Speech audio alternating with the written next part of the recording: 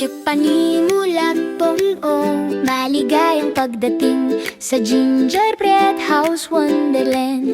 Napakaliwanag, matatamis na pangarap at kasiyahan, na ng Pasko ang kumikislap ngayong gabi sa mga kamay at pusong tapat ni Ella.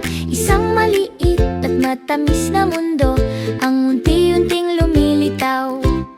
Karato na tagpuan niya ang mga piraso na nakalatag sa mesa, mga pader ng gingerbread sa mainit na kayumangging kulay esa.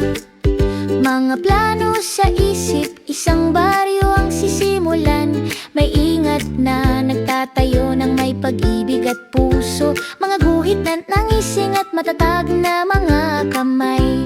Nakatayo ng matangkad ang mga pader, eyon sa plano pier.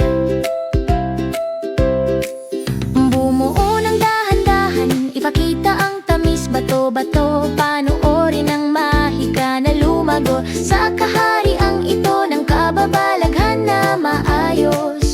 Bawat bahay ay mainit at matamisol. Kumikislap ang mga gumdrop, nagliliwanag ang candy.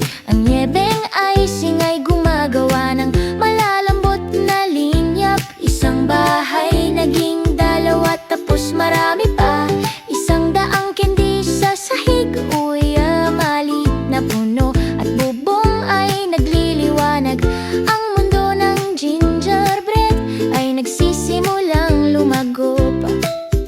Matamis na ligaya, isang masayang tanawin, sumasayaw ang mga kulay sa mainit na ilaw. Magkatabi lumalawak ang mga pangarap sa lupain ng Pasko at candy. Nagtaypan-taypan ng maliliit na tao malapit sa kanya.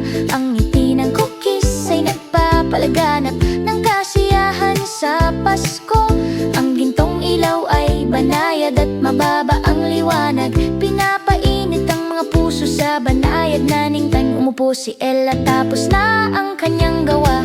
Ang kaharian ng kababalaghan ay payapa at matamisoy. Kumikislap ng